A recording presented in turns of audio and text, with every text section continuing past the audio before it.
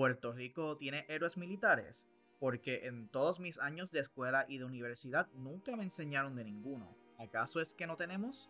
En este episodio hablaremos de lo que yo considero como los 10 mejores militares que han salido de Puerto Rico.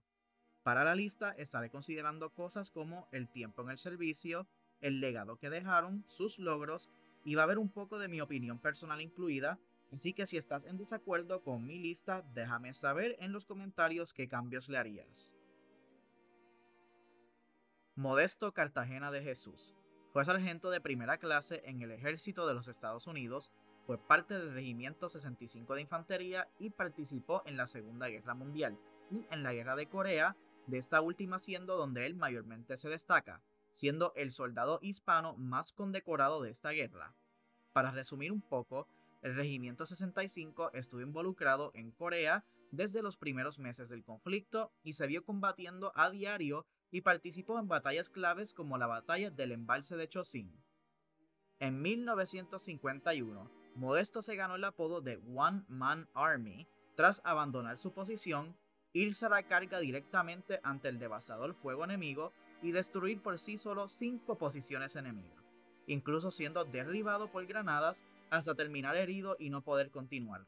Modesto por sí solo dejó un camino de 48 cuerpos y recibiría la Cruz de Servicio Distinguido, la segunda condecoración más alta del ejército de los Estados Unidos. Más tarde en su vida le preguntaron sobre el suceso y respondió que pensaba que el resto del escuadrón estaba detrás de él y no se había dado cuenta que la mayoría estaban heridos o cubriéndose. Jorge Otero Barreto fue soldado en el ejército estadounidense durante la guerra de Vietnam y tiene el honor de ser el militar puertorriqueño más condecorado de la historia. Es también el veterano más condecorado de la guerra de Vietnam. Llegó al rango de sargento de primera clase, estuvo involucrado en varias acciones y combates en Vietnam participando en un total de 200 misiones. Fue paracaidista y resultó herido un total de 5 veces. Aparte de sus acciones en Vietnam del Sur, tuvo misiones en Camboya y en Vietnam del Norte. Participa en la ofensiva del Tet, la Operación Jeb Stuart, Operación Carentan II. Todo esto haría que termine su carrera con 38 condecoraciones y no hay duda alguna sobre el apodo que se le dio, ya que se le conoce como el Rambo puertorriqueño. Los hermanos Rifkol. Estoy siendo un poco tramposo, lo sé, pero no me pude decidir entre ellos dos. El hermano menor, Frederick Rifkol, es el primer puertorriqueño en graduarse de la Academia Naval de los Estados Unidos y llegó hasta el rango de contraalmirante. Participó en ambas guerras mundiales y fue otorgado la Cruz de la Armada, la segunda condecoración más alta de la Marina de los Estados Unidos. Su hermano mayor, Rudolph Rifkol, sirvió en el ejército estadounidense donde llegó al rango de coronel. También participa en ambas guerras mundiales, notablemente en la ofensiva de Meuse-Argonne en la primera. En la segunda, sus responsabilidades fueron de carácter administrativo. A pesar de no alcanzar un rango similar y no participar directamente en la Segunda Guerra como su hermano, pensé que debía ser mencionado ya que su servicio incluye una acción peculiar que siento que lo hace único en esta lista, ya que tras la conclusión de la Primera Guerra Mundial, lidera una expedición hacia Polonia donde proveyó una ayuda fundamental para que los polacos pudiesen combatir una epidemia de tifus, por lo que recibió la medalla conmemorativa polaca. Ramón Power y Giral. Una persona importante en la historia de Puerto Rico ya que marca un antes y después en su historia moderna, considerado uno de los primeros hombres en referirse a sí mismo como puertorriqueño.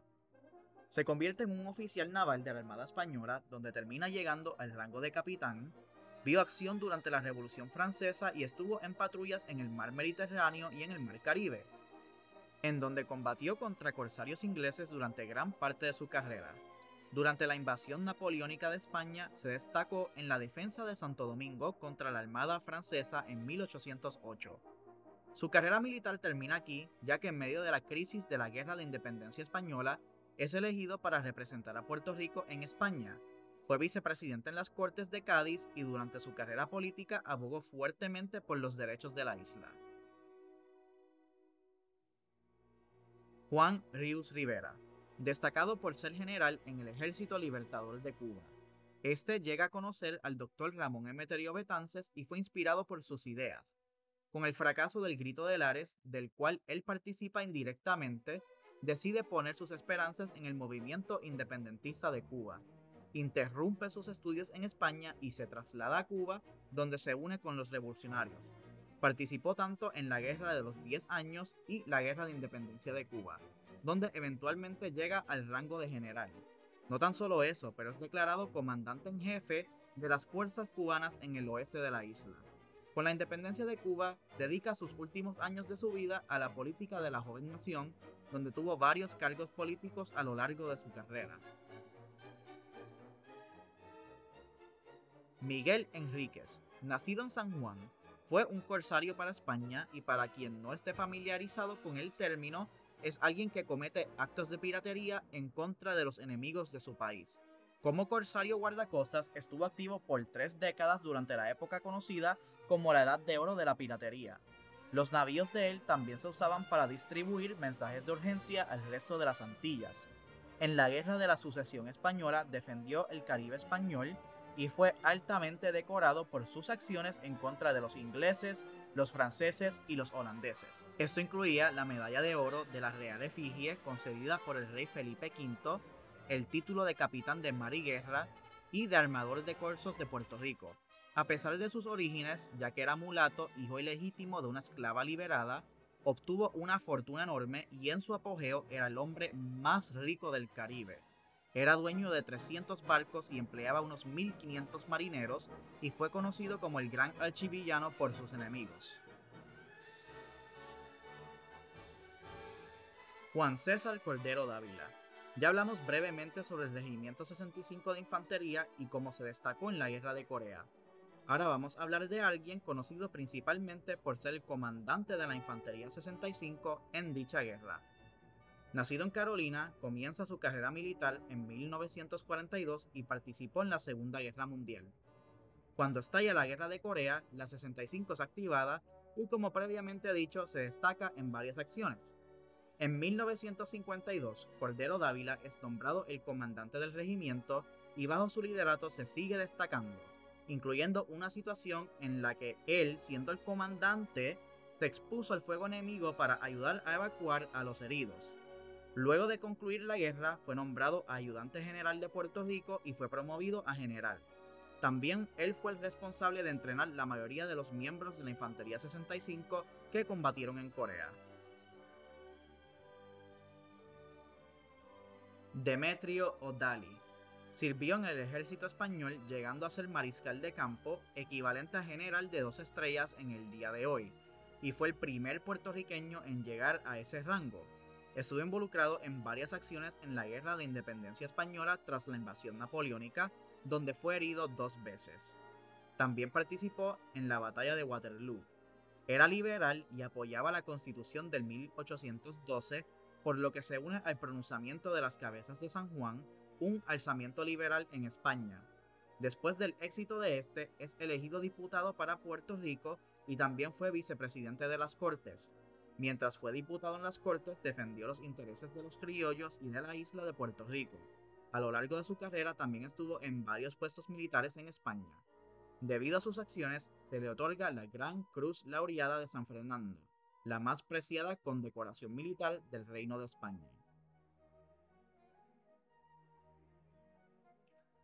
Horacio Rivero Jr. Fue el primer almirante de 4 estrellas puertorriqueños y vaya que su carrera tiene tremenda trayectoria. Se graduó en la Academia Naval de los Estados Unidos, participó en la Segunda Guerra Mundial, donde fue oficial de artillería, donde vio acción en el Pacífico. Ya siendo un comandante de navío, también participa en la Guerra de Corea. Como almirante, estuvo presente en la tensa confrontación de la crisis de los misiles de Cuba y fue personalmente elegido por el presidente Kennedy. En la Guerra de Vietnam fue el vicejefe de operaciones navales, supervisando la mayoría de las acciones de la Marina en la guerra. En su último cargo militar fue comandante en jefe de las fuerzas aliadas del sur de Europa de la OTAN. Al retirarse de su carrera militar, fue el embajador de los Estados Unidos en España, siendo el primer hispano en servir en este cargo. Antonio Valero de Bernabé. Nacido en Fajardo, fue entrenado en España y defendió el país ante la invasión de Francia por parte de Napoleón, durante la cual llegó al rango de coronel, llegando a participar en el sitio de Zaragoza. Sin embargo, Valero apoyaba el liberalismo y los derechos de las colonias del Imperio Español.